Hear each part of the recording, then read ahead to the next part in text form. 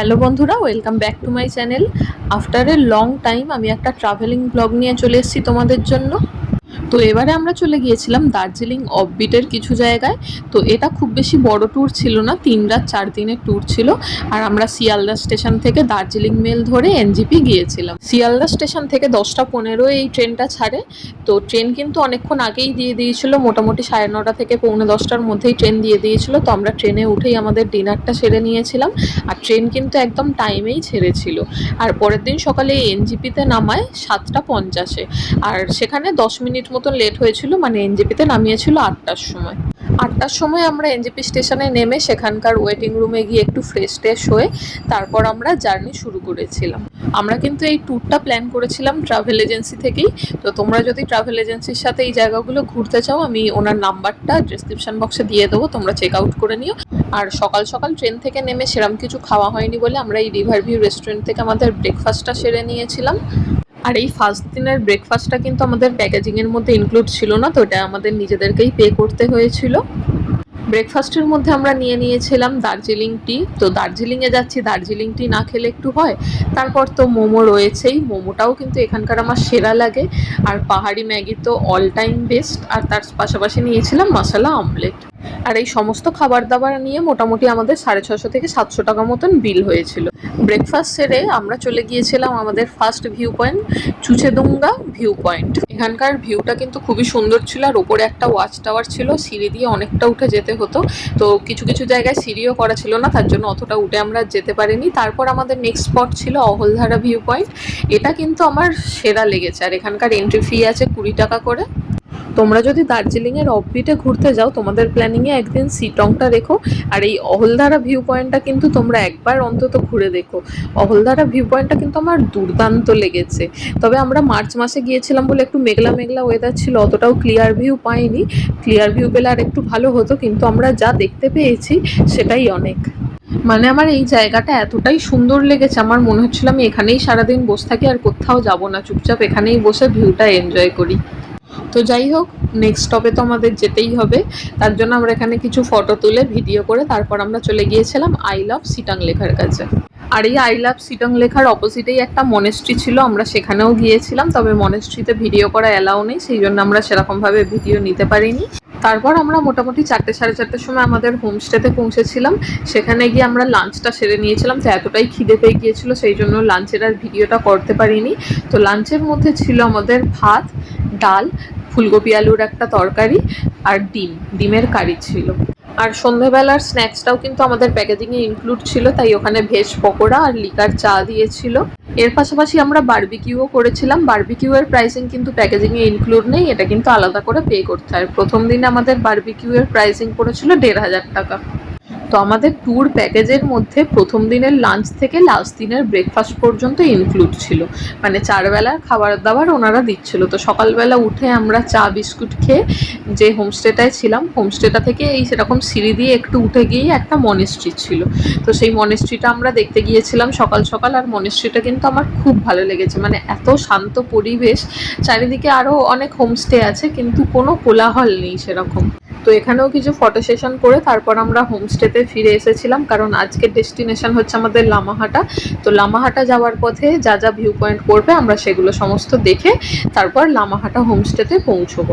Monastery থেকে ফিরে এসে আমরা আমাদের ব্রেকফাস্টটা সেরে নিয়েছিলাম। ব্রেকফাস্টের মধ্যে ছিল গরম গরম ম্যাগি আর এগ অমলেট। এই যে হোমস্টেটাতে আমরা ছিলাম, এখানকার খাবার দাবার কিন্তু খুবই ভালো ছিল।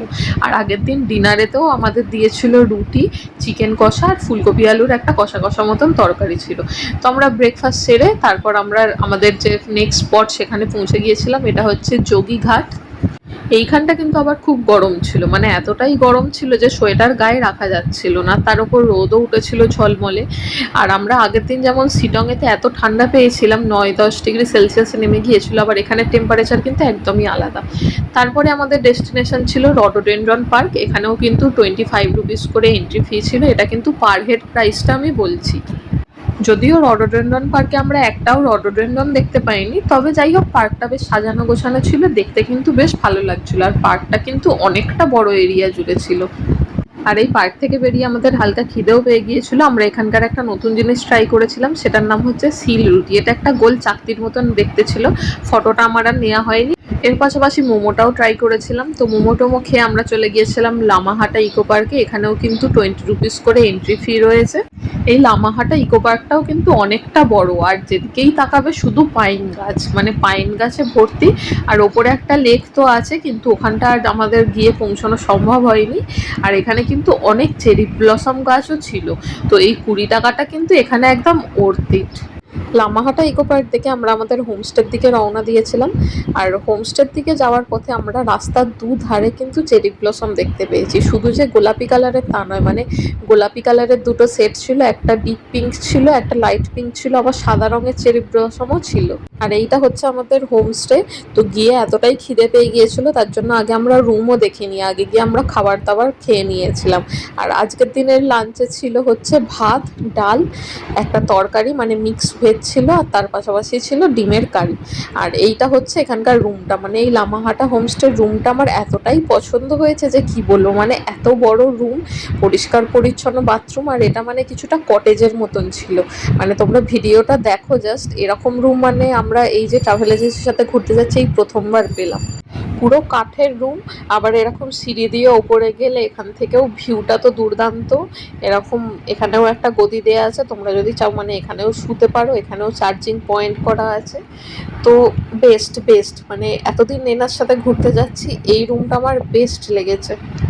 তারপর আমরা রুমের মধ্যে ঢুকে একটু ফ্রেশ ট্রেশ হয়ে নিয়ে একটু রেস্ট নিয়েছিলাম, কারণ সারাদিন ধরেই জার্নি করছিলাম। তো একটু রেস্ট নেওয়ার পর সন্ধেবেলা দেখলাম ওনারা ঘরের মধ্যেই সন্ধেবেলা স্ন্যাক্স আর চাটা দিয়ে গেল। তো এখানে দুধ চা লিকার চা দুটোরই অপশান ছিল, আর এখানে ভেজ পকোড়া দিয়েছিল আর সস দিয়েছিল। তো সন্ধেবেলা স্ন্যাক্স চা সমস্ত কিছু আমরা শেষ করে নিচে নামলাম। এখানেও আমরা বারবিকিউ করেছিলাম। তবে এখানের বারবিকিউটা আমার অতটাও খাস লাগেনি, মানে এখানের বারবিকিউটা একটু বেশি পুড়িয়ে ফেলেছিল। তো যাই হোক, তারপরে আমরা রাত্রিরের ডিনার সেরে শুয়ে পড়েছিলাম। রাত্রিরের ডিনারে ছিল রুটি, আলু ভাজা আর চিকেন কষা। পরের দিনে সকালে উঠে আমরা গরম গরম ব্রেকফাস্ট সেরে নিয়েছিলাম। এখানে দিয়েছিল এগ ওয়াই, আর এই ওয়াইটা কিন্তু অসাধারণ করেছিল, মানে এখনো আমার মুখে লেগে আছে। তারপরের দিনে ডেস্টিনেশন ছিল আমাদের বিজনবাড়ি। তো আমরা ভায়া দার্জিলিং হয়ে বিজনবাড়ি গিয়েছিলাম। দার্জিলিং যাওয়ার পথে আমাদের এখানে ঘুম স্টেশনেও একটা হল্ট দিয়েছিল, আর লাকিলি এখানে একটা টয় ট্রেনও দাঁড়িয়েছিল। তো টয় ট্রেনের সাথে অনেক কটা ফটোও তুলে নিয়েছি। আর ঘুম স্টেশন থেকে আরও একটু এগিয়ে গেলেই এখানে ঘুম মনেস্ট্রি রয়েছে।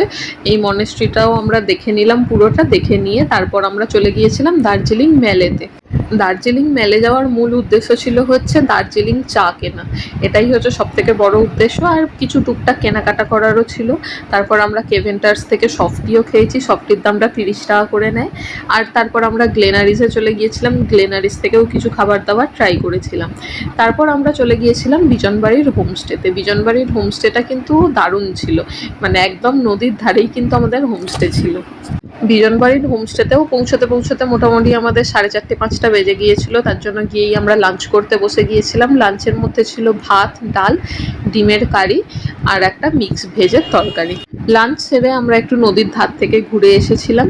নদীর ধার থেকে ঘুরে এসে একটু ফ্রেশ ট্রেশ হয়ে আমরা রেস্ট নিয়েছিলাম। রেস্ট নেওয়ার পর আমাদের সন্ধেবেলা স্ন্যাক্সটা ঘরের মধ্যেই দিয়ে গেলেন। তো সন্ধেবেলা স্ন্যাক্সটা আজকে ছিল চা আর ফ্রেঞ্চ ফ্রাইজ। তারপর সন্ধেবেলা স্ন্যাক্সটা সেরে নিয়ে আমরা কিছু ফটো সেশন করলাম, কারণ হোমস্টেটা তোমরা দেখতে পাচ্ছ এতটাই সুন্দরভাবে সাজানো গোছানো ছিল। তো ফটো সেশন করবার পর আমরা বারবিকিউ করেছিলাম। মানে নদীর ধারে বসে বারবিকিউ করার মজাই কিন্তু আলাদা ছিল। আর এখানকার বারবিকিউটাও কিন্তু খুবই দারুণ করেছিল, মানে মাংসটা যেমন সফট আর জুসি ছিল, আর মশলাটাও খুব ভালো মতন ছিল। আর এইটা হচ্ছে আমাদের রুমের সাথে অ্যাটাচ ব্যালকনি ছিল। ব্যালকনির পাশ দিয়েই দেখতে পাচ্ছ একদম নদী বয়ে যাচ্ছে, আর নদীর আওয়াজটাও কিন্তু আমরা রুমের মধ্যে সবসময় পাচ্ছিলাম, মানে নদীর আওয়াজটা পেলেও মনের একটা শান্তি। আর এই ব্যালকনিটাতে বসেই কিন্তু আমরা বারবিকিউটা করেছিলাম, মানে নদীর ধারে বসে বারবিকিউ, উফ, মানে আলাদাই আনন্দ। তারপর নেক্সট দিন আমরা সকাল সকাল উঠে চলে গিয়েছিলাম নদীর ধারেতে। আবার নদীর ধারে কিছু ফটো তুলে হোমস্টেতে ফিরে এসে আমরা আমাদের ব্রেকফাস্টটা করে নিয়েছিলাম। ব্রেকফাস্টের মধ্যে ছিল লুচি আর আলুর সবজি। তো ব্রেকফাস্ট করে আমরা সব লাগেজ টাগেজ গুছিয়ে বেরিয়ে পড়েছিলাম, কারণ আজকে আমাদের শিলিগুড়িতে ড্রপ ছিল। তো শিলিগুড়ি যাওয়ার পথে আমরা মিরিক হয়ে গিয়েছিলাম। তো মিরিক যাওয়ার পথে আমাদের এই সীমানা ভিউ পয়েন্টটা পড়েছিল, যদিও কুয়াশার কারণে সেরকম ভিউটা কিছু দেখতে পাইনি। তবে এই জায়গাটা কিন্তু আমার খুব সুন্দর লেগেছে। আর এখান থেকে আমরা একটা ছোলার চাট খেয়েছিলাম, এই ছোলার চাটটাও কিন্তু আমার খুবই ভালো লেগেছিল। আর এখান থেকে আমরা কিছু চকলেটসও কিনে এনেছিলাম। তারপর আমরা গোপালধারা টি এস্টেটেও একবার হল্ট করেছিলাম, এখান থেকে আমরা কিছু চা পাতাও কিনেছি। তারপর আমরা মিরিক লেকে গিয়েছিলাম, কিন্তু মিরিক লেকে যাওয়ার আগে খুব খিদে পেয়ে গিয়েছিল, তার জন্য এখানকার একটা রেস্টুরেন্ট থেকে আমরা এই সমস্ত খাবার দাবার অর্ডার করেছিলাম। এটা হচ্ছে চিল্লি মোমো, থুকপা, তারপর জিরা রাইস আর পনিরের একটা তরকারি, আর এটা সিজুয়ান চাউমিন। তো এই সমস্ত কিছু আমরা অর্ডার করে খেয়েছিলাম। তারপর এখান থেকে ওয়াইও খেয়েছিলাম। আর হচ্ছে এটা মিরিক লেক। তো মিরিক লেকে এখানে একটা কিছু মেলাও চলছিল, মেলাটা আর দেখে মানে ঘুরে দেখবার সময় হয়নি, কারণ হাতে সময় খুবই কম ছিল। তো শুধু মিরিক লেকটা দেখেই তারপর আমরা আমাদের ডেস্টিনেশনে পৌঁছে গিয়েছিলাম শিলিগুড়ি। আর শিলিগুড়িতে আমরা এই কারণেই গিয়েছিলাম, কারণ আমাদের ফেরবার যে ট্রেনের টিকিটটা সেটা কনফার্ম হয়নি, তার জন্য আমরা বাসে করে ফিরেছিলাম। তো আমরা এই পৌলমী পরিবহনে করে ফিরেছিলাম। এখানে 1000 টাকা করে পার হেড টিকিট পড়েছিল বাসে। আর আমাদের বাসের টাইমিং ছিল 7:30টার সময়। তো 7:30টার সময় বাস আসেনি, ওই 7:35-40-এর মধ্যে বাস আমাদের চলে এসেছিলো। তো বাসে উঠবার কিছুক্ষণের মধ্যে এরকম টিফিন দিয়ে গেল। তো সন্ধ্যেবেলা টিফিনটা শেষ করে আমরা একটু টিভি দেখছিলাম, মানে বাসের মধ্যে কিন্তু ইন্ডিভিজুয়াল টিভি ছিল আর হেডফোনও দেওয়া ছিল, এর মধ্যে কিছু সিনেমা ডাউনলোড করা ছিল। তবে নেট কিন্তু এখানে কাজ করছিল না, তো যেগুলো ডাউনলোড করা ছিল তার মধ্যে থেকেই আমি একটা সিনেমা দেখছিলাম। তো দেখতে দেখতে তারপর আমাদের একটা পেট্রোল পাম্পে হল্টও দিল, সেখানে রাত্রিরের খাবার দাবারের জন্য 0.5 ঘন্টা সময় দিয়েছিল। আমরা সেখানে খাবার দাবার সেরে আবার বাসেতে উঠে জার্নি শুরু করেছিলাম। তো রাত্রিরে তো উঠে একদম টান টান ঘুম দিয়ে নিয়েছিলাম, আর বাসের মধ্যে কিন্তু সত্যিই ঘুম ভালো এসেছিল, মানে ট্রেনের থেকে বাসেতে আমি বলবো ঘুম যথেষ্ট ভালো আসে। তারপরের দিন সকালে কৃষ্ণনগরে হল্ট দিয়েছিল, কিন্তু কৃষ্ণনগরে আমার মিষ্টি কেনবার খুবই ইচ্ছা ছিল, শুনেছিলাম এখানকার মিষ্টিটা ভালো হয়। যাই হোক, সময়টা একদমই কম দিয়েছিল, 10-15 মিনিট মতো সময় দিয়েছিল। তো ওই টাইমের মধ্যে ফ্রেশ ট্রেশ হয়ে আবার মিষ্টি কিনে আনাটা পসিবল হয়নি। যাই হোক, পরে আবার যদি কখনো বাসে করে যাই তাহলে এই কৃষ্ণনগর থেকে মিষ্টিটা অবশ্যই আমি ট্রাই করব। তো এই ছিল আজকের ভিডিওটা ভালো লেগে থাকলে লাইক কমেন্ট করে দিও। দেখা হচ্ছে পরের ভিডিওতে, ততদিন পর্যন্ত stay safe and healthy. Tata.